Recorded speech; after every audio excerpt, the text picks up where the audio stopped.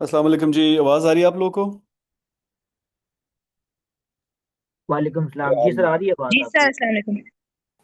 Thank you जी, बहुत शुक्रिया। 2 minute wait कर लेते हैं, बाकी लोगों ने ज्वाइन जिन्होंने करना है, उसके बाद स्टार्ट करते हैं।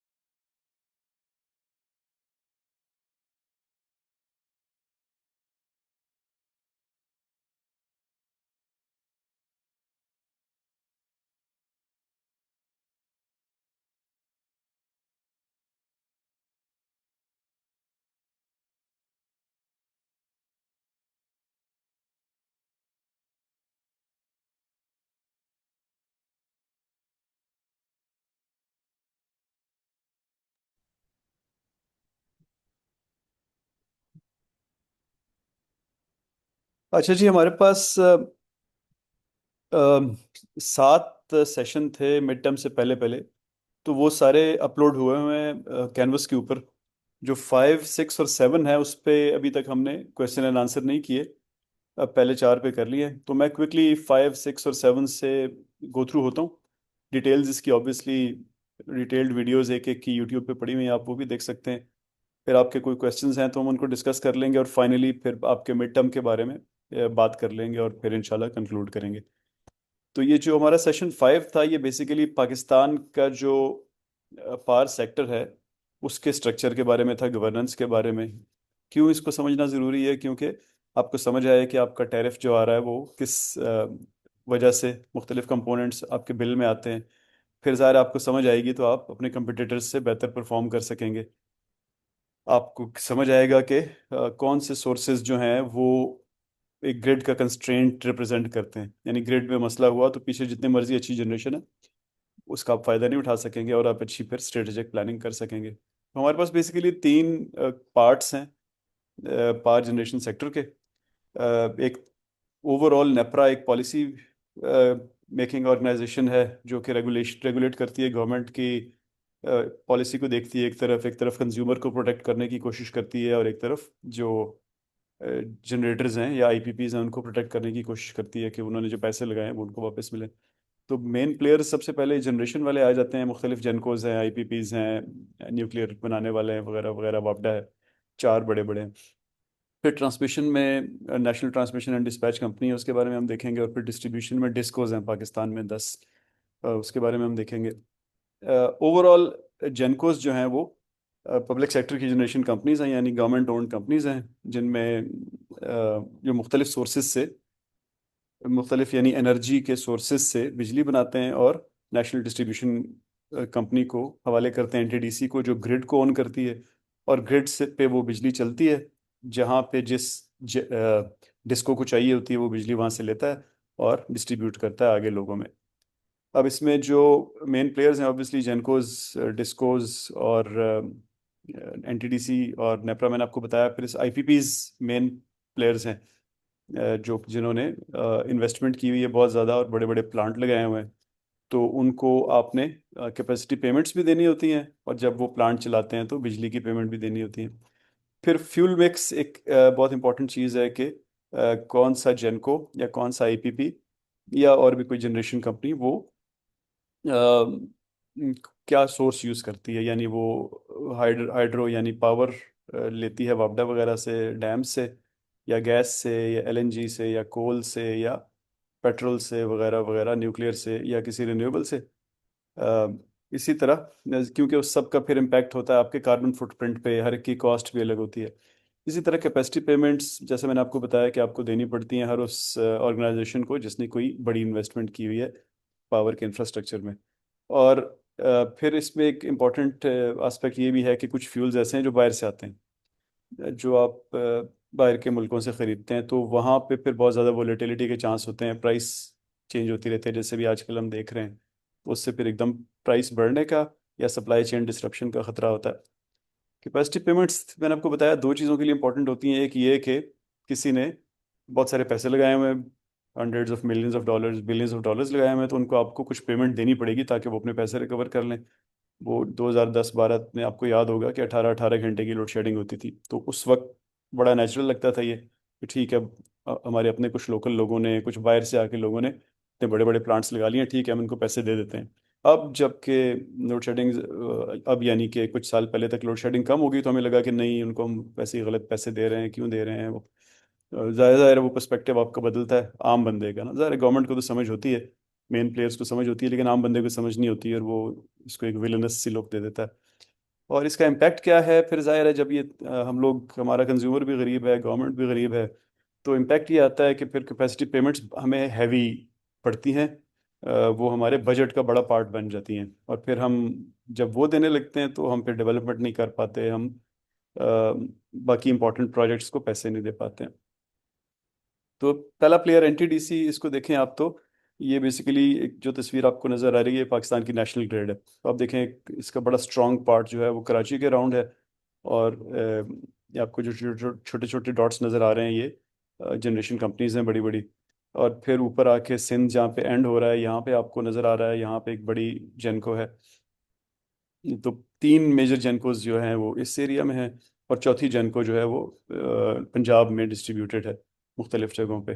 तो ओवरऑल ये ग्रिड आपको नज़र आ रही है। अब इसमें बड़े बड़े एस्पेक्ट्स क्या हैं कि ग्रिड जो है वो एक तरह से आपको रिलायबिलिटी देती है कि यहाँ से नहीं तो वहाँ से बिजली आ जाएगी, आपको एक सोर्स से नहीं तो दूसरे सोर्स से मिल जाएगी, क्योंकि ग्रिड तो एक ही है और उसी पे बिजली चढ़ानी है। दूसरी तरफ ये एक हाई वोल्टेज इंफ्रास्ट्रक्चर है, क्योंकि आप लो वोल्टेज पे जब भी ट्रांसमिशन करते हैं तो लॉसेस बहुत ज़्यादा होते हैं। तो ये 5 लाख वोल्ट या 2.5 लाख, 2,20,000 वोल्ट की ट्रांसमिशन जो है उनमें लॉसेस सबसे कम होते हैं। इसी तरह कुछ जगहों पे 11,000 किलो, 11,000 भी है, तो वो उससे भी ज़्यादा होता है, और वो सबसे कम लॉस होते हैं, लेकिन ऑब्वियसली उसकी इंफ्रास्ट्रक्चर कॉस्ट बहुत ज़्यादा होती है। फिर ग्रिड के अपने बॉटलनेक्स भी होते हैं। दो किस्म के मेन इश्यूज होते हैं इसमें। एक को हम कहते हैं टेक्निकल इश्यूज, यानी ग्रिड पुरानी हो गई तो लॉसेस ज़्यादा होने शुरू हो गए। और दूसरे को हम कहते हैं कमर्शियल इश्यूज, यानी चोरी चकारी होनी शुरू हो गई तो वहाँ से लॉसेस होने शुरू हो जाते हैं। तो इन चीज़ों की वजह से मुख्तलिफ प्रॉब्लम्स आते हैं। और एक और बड़ा एस्पेक्ट इसका ये है कि अब रिन्यूएबल्स लग रहे हैं बहुत ज़्यादा। जैसे हम लोगों ने पीछे डिस्कस किया था कि पाकिस्तान में 4-5 हज़ार मेगावाट तो एक्टिवली यूज़ हो रहा है, और जो ख़रीदे गए हैं ऑलरेडी या इंस्टॉलेशन के फेज़ में, सबको मिला लें तो 20,000 मेगावाट से भी ज़्यादा है। पाकिस्तान की टोटल जो जनरेशन की कैपेसिटी है वो तकरीबन 42,000 है, यानी इनसे पहले 42,000 थी कह लें। और अब तकरीबन 20,000 लोगों ने घरों की छतों पे या फैक्ट्रियों के आगे पीछे या लगा लिए हैं या लगा रहे हैं। तो समझें कि हम ने 50% यहाँ से बिजली अब जनरेट हो रही है। तो यू कैन इमेजिन के जो जो गवर्नमेंट ने इन्वेस्टमेंट की हुई है, आईपीपीज ने इन्वेस्टमेंट की हुई है इतनी ज़्यादा, अब वो पैसे देने वाले लोग बहुत कम रह गए हैं। तो जो बेचारे रह गए हैं अब उन्हीं पे ही लोड इसका बढ़ता जाएगा, अनलेस कि कोई पॉलिसी चेंज आए। और दूसरा एस्पेक्ट ये है कि इन रिन्यूएबल्स को ग्रिड में इंटीग्रेट करना इन इट सेल्फ एक चैलेंज है, क्योंकि ग्रिड ग्रिड पुरानी है। ये इनको कुछ नए स्टैंडर्ड्स चाहिए होते हैं, ज़ाहिर है नई ग्रिड आपकी 20-30 साल पुरानी है, ये टेक्नोलॉजी बिल्कुल लेटेस्ट है, तो इंटीग्रेशन के इश्यूज होते हैं इसमें। उन इश्यूज को एड्रेस करने के लिए आपको ग्रिड को अपग्रेड करना पड़ेगा, जिसकी बहुत कॉस्ट है। अब फिर एनटीडीसी के बाद डिस्कोज हैं। ये तस्वीर ज़रा डिटेल्ड है, लेकिन कोई इतनी मुश्किल इन्फॉर्मेशन नहीं है इसमें। आप देखें कि एनटीडीसी जिसको हमने पिछली स्लाइड पे देखा था सेंटर में, इसको बिजली दे रहे हैं तीन सोर्सेज। एक वापटा दे रहा है जो डैम्स को मैनेज करता है, डैम्स की बिजली को मैनेज करता है। फिर चार जेनकोज हैं। इन जेनकोज में से नंबर 1 और नंबर 2 और नंबर 3 ये सिंध में हैं, और नंबर 1 नंबर 2 और नंबर 4 ये सिंध में है। और 1 और 4 ऑलमोस्ट एंटायरली कराची को सर्व करते हैं, उसी के लिए बने हुए हैं। और जो 2 है वो बाकी सिंध को सर्व करता है। और 3 जो है वो पंजाब को और केपी को सर्व करता है। और 2 का थोड़ा सा पार्ट बलूचिस्तान को भी सर्व करता है। तो ये जो जेनकोज हैं, जैसा हमने देखा, ये प्राइवेट हैं, सॉरी पब्लिक हैं, और मुख्तलिफ सोर्सेज हैं इनके। फिर आईपीपीज जो हैं, ये वक्त के साथ साथ इवॉल्व होते रहे। लोगों ने अपनी बिजली खुद बनाने के लिए अपनी फैक्ट्रियों के करीब पावर प्लांट्स लगाए। फिर वो पावर प्लांट्स का साइज इतना हो गया कि उन बिजली ज़्यादा हो गई उनकी ज़रूरत से, तो उन्होंने गवर्नमेंट को बेचना शुरू कर दी। कुछ लोगों ने प्योरली इसलिए प्लांट लगाया कि वो गवर्नमेंट को ही बेचेंगे, जैसे निशात चूनिया प्लांट जो है एमसीबी वालों का, वो प्योरली इसी काम के लिए लगा हुआ है। इसी तरह और भी बहुत सारे एंग्रो के प्लांट्स हैं, बहुत सारे प्लांट्स हैं। ये जो एक्स हबको होता था, जो हब पावर कंपनी, उसके पाकिस्तान में ला रहा है, और इस तरह बहुत सारे प्लांट्स हैं उसके भी। वो गवर्नमेंट को बेचते हैं डायरेक्टली। और गवर्नमेंट उनको फिर वही, उसमें वो सारे साइकिल में आप फंस जाते हैं, कैपेसिटी पेमेंट्स वाले पे, इंफ्रास्ट्रक्चर पेमेंट्स वाले पे।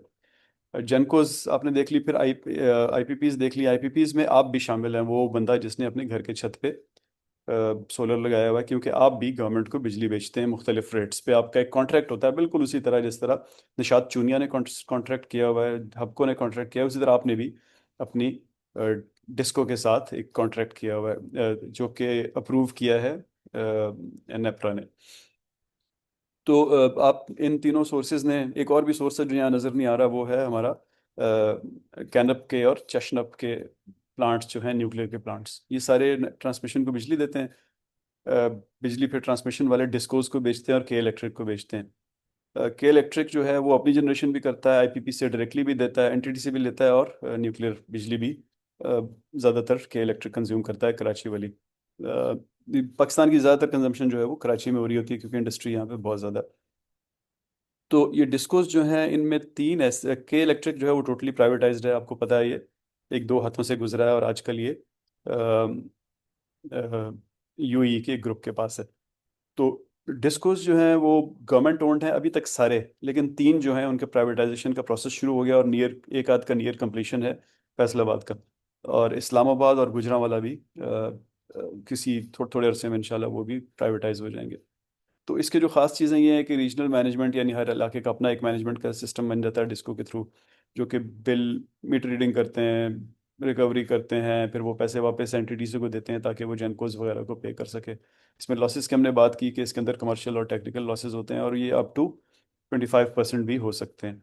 और जो आप लोगों की लोड शेडिंग होती है, वो इस वजह से नहीं होती कि बिजली कम है, जैसे मैंने आपको बताया, 40 से 45 हज़ार एक बड़ी जनरेशन कैपेसिटी है, उसके बाद 20 हज़ार रिन्यूएबल्स की है जो अभी ऐड हुई है। तो 60-70 हज़ार हमारी कैपेसिटी है, तो कैपेसिटी का कोई मसला नहीं है। मसला ये है कि जहाँ जहाँ लॉसेज होते हैं, वहाँ वहाँ पर डिस्कोज बिजली बंद करते हैं, ताकि उनके लॉसेज कम होते रहें, और वो एक शेड्यूल दे देते हैं। और जिस जहाँ जहाँ लॉसेज कम होते जाते हैं, उनकी वो लोड शेडिंग कम करते जाते हैं। और फाइनली फाइनेंशियल परफॉर्मेंस, जो हमने बात की मुख्तलिफ चीज़ों की, कैपेसिटी पेमेंट्स की and all that, bill recovery की। तो रिकवरी रेट जो है, उससे पता लगता है कि डिस्को कितनी अच्छी परफॉर्म कर रही है, वो वापस एनटीटीसी के थ्रू जनरेटर्स को पैसे दे सकती है कि नहीं, और सर्कुलर डेट में कितनी बुरी तरह फंसी हुई है। अब इनमें ये, हम तो चूंकि सिर्फ पावर के पॉइंट ऑफ व्यू से बात कर रहे हैं, तो बाकी प्लेयर्स इसमें नज़र नहीं आ रहे। लेकिन जेनकोस और आईपीपीज के पीछे अगर आप इसी डायग्राम को थोड़ा सा एक्सटेंड करें, तो फिर एक तेल, गैस, कोयले का भी एक पूरा नेटवर्क बनता है, जो जिसमें सबसे आखिर में पीएसओ होता है, या उसकी तरह की कंपनियां। उससे पीछे रिफाइनरीज होती हैं, जैसे पीएसओ की रिफाइनरी है, पीआरएल, इस तरह और भी रिफाइनरीज हैं बहुत सारी पाकिस्तान में, सिनर्जी है, एनआरएल है, बहुत सारी हैं छोटी बड़ी। और उनसे पीछे तेल निकालने वाले होते हैं, जैसे ओजीडीसी, माड़ी, बीपीएल वगैरह। तो जो हमारा सर्कुलर डेट होता है वो इनके अलावा पीछे तक उन तीनों ग्रुप्स को भी इम्पैक्ट करता है। नेप्रा जो है, जैसे मैंने आपको बताया कि ये इंडिपेंडेंट रेगुलेटर है, और इसका मकसद ये होता है कि स्टेक होल्डर्स के इंटरेस्ट को बैलेंस करे। प्राइस डिस्कवरी मैकेनिज्म में भी इसका बड़ा इंपॉर्टेंट पार्ट है। तो ये टैरिफ डिटरमिन करता है, जैसे आप अपने बिल्स में देखते होंगे एफसीए आता है हर महीने, फ्यूल कॉस्ट एडजस्टमेंट, और इसी तरह हर 3 महीने बाद क्वार्टरली टैरिफ एडजस्टमेंट, और भी बहुत सारे एस्पेक्ट्स आते हैं। वो नेपरा अलाउ करता है या उनको डिटरमिन करता है। फिर इसी तरह लाइसेंस देता है आपको आईपीपीज को कि आप अपने प्लांट्स लगा लें। और फिर इसी तरह ये आपका इंटरेस्ट गवर्नमेंट के पॉलिसी को देखता है कि ऑब्जेक्टिव्स क्या हैं, और जिन लोगों ने पैसे लगाए हुए हैं इन्वेस्टर्स, उनको रिटर्न सही मिल रहे हैं कि नहीं, और उस बेसिस पे ये बिजली की कोई कीमत डिटरमिन करता है। तो इस सब से अब सर्कुलर डेट आपको ऑलरेडी पिछली डिस्कशन में समझ आ गया होगा, लेकिन आइडिया ये है कि रेवेन्यू गैप शुरू होता है, यानी आप बिल कलेक्शन नहीं हो रही होती लॉसेस की वजह से, वगैरह वगैरह, सब्सिडीज की वजह से। तो उससे पेमेंट्स में डिले हो जाता है, डिस्कोज को पैसे नहीं मिलते, डिस्कोज जनरेटर्स को नहीं दे सकते, जनरेटर्स फ्यूल नहीं खरीद सकते, फ्यूल वालों के साथ हमारे लॉन्ग टर्म कॉन्ट्रैक्ट हैं, उनको पैसे देने पड़ते हैं। तो फिर एक एक साइकिल सा जमा हो जाता है, जिसमें अल्टीमेटली बक स्टॉप सेट जनरली पीएसओ और ये जो ओजीडीसी और माड़ी वगैरह पे, ये वो लोग होते हैं जिनको सबसे बड़ा ब्रांड फेस करना पड़ता है, क्योंकि अल्टीमेटली ये वो लोग हैं जो आखिर में ये होते हैं, तो इनको पैसे नहीं मिल रहे होते। इस तरह आगे चलते जाएं तो सबको भी इसका असर पड़ता है। तो इसमें फैक्टर्स क्या कंट्रीब्यूट कर रहे हैं? कैपेसिटी पेमेंट्स, यानी आपने बहुत बड़ी इक्विपमेंट लगवा ली, उसकी कैपेसिटी पेमेंट्स बहुत ज़्यादा हैं, और हमारा कंज्यूमर भी गरीब है और हमारी गवर्नमेंट भी गरीब है, तो हम वो काम कर लेते हैं तो बाकी नहीं कर पाते। जो पीछे हमने एक डायग्राम में इंडिया से कंपैरिजन में देखा था कि हमारी फ्यूल इंपोर्ट्स को हमने कंपेयर किया था अपनी ओवरऑल इंपोर्ट्स से, अपनी ओवरऑल जीडीपी से, तो उसमें हमारा आधा पैसा जो है ये चीज़ें खा जाती हैं।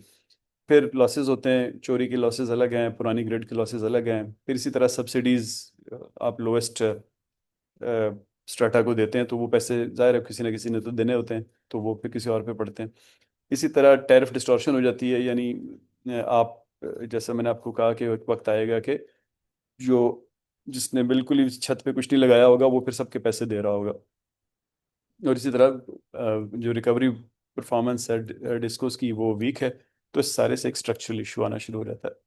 आजकल जो नए ट्रेंड्स हैं उनमें सबसे पहले सीटीबीसीएम डेवलपमेंट है, यानी कंपेटिटिव ट्रेडिंग बायलैटरल कॉन्ट्रैक्ट, यानी डायरेक्टली जो है आपस में कॉन्ट्रैक्ट कर लें जनरेटर्स और कंज्यूमर्स, मार्केट बेस्ड प्राइसिंग हो और कहीं पे कोई सब्सिडी ना हो। जैसे अभी आपने देखा कि एक स्टेक होल्डर एग्रीमेंट सा डेवलप हो रहा है कि नहीं, गवर्नमेंट जो है वो, खैर है, पेट्रोल की प्राइस बढ़ाती है तो बढ़ाए, अब जाहिर है गवर्नमेंट अगर पेट्रोल के पैसे हमारे बिहाफ पे देना शुरू कर देगी तो फिर बाकी कोई काम नहीं हो सकेगा। तो ये एक नया ट्रेंड है। इसी तरह व्हीलिंग एक ट्रेंड है, ओपन एक्सेस ट्रेंड है कि आपका निषाद चूनिया वालों का जो है प्लांट फैसलाबाद में उसके करीब है, तो वो वहाँ से बिजली बनाएं, उसको व्हीलिंग करें, यानी एनटीटीसी की ग्रिड को इस्तेमाल करते हुए उसको ग्रिड पे चढ़ा दें, और जितनी बिजली ग्रिड पे चढ़ाई उतनी ही अपने कराची के प्लांट पे इस्तेमाल कर लें, और बीच में उनको ग्रिड का किराया दे दें। इसको व्हीलिंग कहते हैं। इसी तरह रिन्यूएबल्स बहुत बढ़ रही हैं, ऑलरेडी हमने बात कर ली, और प्राइवेटाइजेशन डिस्कोस की हो रही है ताकि उनकी प्रोडक्टिविटी बेहतर हो जाए। तो ये जी हमारा सेशन था। मैं तीनों सेशन आपके साथ क्विकली कर लेता हूँ, ताकि तो आपके जो सवाल हैं वो आप इकट्ठे दे दें। आपके सवाल के जवाब मैं इकट्ठे दे दूँ।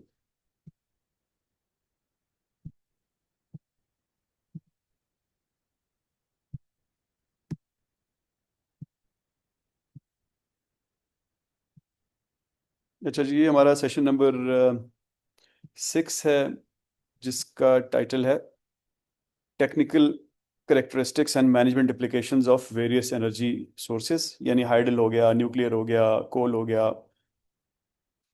गैस हो गई, इसी तरह पेट्रोल बेस्ड या डीजल बेस्ड हैं जो वो हो गए, फिर इस तरह विंड और सोलर हो गया। तो इनके टेक्निकल करेक्टरिस्टिक्स क्या हैं, और आपके लिए एज मैनेजर इसकी क्या इम्प्लीकेशंस हैं। क्यों इंपॉर्टेंट है? क्योंकि कॉस्ट स्ट्रक्चर सबका बिल्कुल फ़र्क होता है। किसी में पहले पैसे ज़्यादा चाहिए होते हैं, किसी में ऑपरेशंस में ज़्यादा चाहिए होते हैं, किसी में फ्यूल की कॉस्ट वगैरह होती है, तो वो एक मैनेजर के लिए समझना बहुत ज़रूरी होता है। फिर कुछ ग्रिड पे बहुत डिपेंडेंट होते हैं, ग्रिड की स्टेबिलिटी बहुत मैटर करती है, कुछ नहीं होते।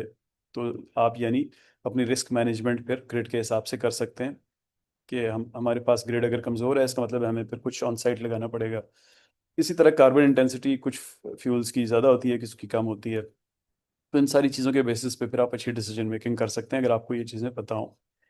सबसे पहले फॉसिल फ्यूल्स जैसे कोल, ऑयल और नेचुरल गैस, इनमें ये बहुत रिलायबल हैं डिस्पैचेबल होने के पॉइंट ऑफ व्यू से। यानी कि आप 24 घंटे कोयला डालते जाएंगे, प्लांट बिजली बनाता जाएगा। जनरेटर आपके पास है, तेल डालते जाएंगे, वो बिजली बनाता जाएगा। तो इट्स वेरी रिलायबल।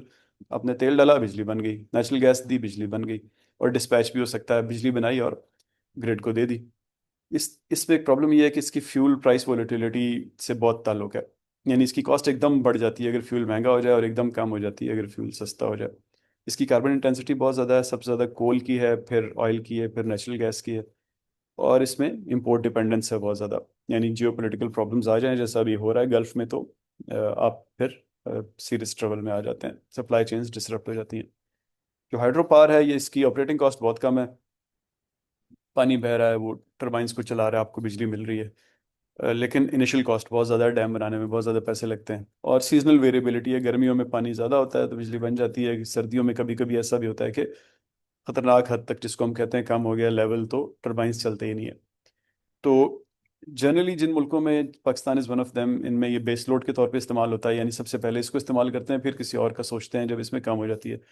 अगेन ये, इसमें एक बड़ी फ्लेक्सिबिलिटी ये होती है डैम्स में कि तमाम डैम्स जो पहाड़ी इलाकों में बने हुए हैं, हमारे ज़्यादातर पहाड़ी इलाकों में ये बने हुए हैं, उनमें आप क्या कर सकते हैं कि जब आप बिजली बनाते हैं तो उसी बिजली से पानी को पंप करके किसी ऊंचे पहाड़ पे ले जाते हैं जहाँ पे आपने एक झील सी बनाई होती है, और पानी वहाँ पे स्टोर कर देते हैं। यानी बिजली ज़ाया नहीं करते आप। बिजली है, यूज़र कोई नहीं है, तो आप उस बिजली से ही स्टोरेज शुरू कर देते हैं, पानी ऊपर ले जाते हैं। फिर जब डिमांड बढ़ती है तो आप उसी पानी को वापस बहाते हैं नीचे, और उससे अपने टरबाइन चलाते हैं। तो एक तरह से समझें कि बैटरी का रोल अदा करता है कि बिजली यूज़ करके पानी को ऊपर चढ़ाया, और वही पानी वापस बहते हुए आपको बिजली बना देगा। इसी तरह इसमें सीजनल कंस्ट्रेंट्स की हमने बात की, और कैपिटल रिक्वायरमेंट्स की कि बहुत महंगे बनते हैं डैम। जो सोलर एनर्जी है, ऑब्वियसली इसकी फ्यूल कॉस्ट तो कोई भी नहीं है, धूप से आप ले रहे हैं। लेकिन प्रॉब्लम ये है कि ये दिन में सिर्फ बिजली बना के देगा आपको, और उस वक्त भी जब धूप अच्छी होगी। ये बहुत ज़्यादा ग्रो हो रहा है। जैसे हमने अभी बात की कि पाकिस्तान में 40-45 हज़ार टोटल जनरेशन थी, और अब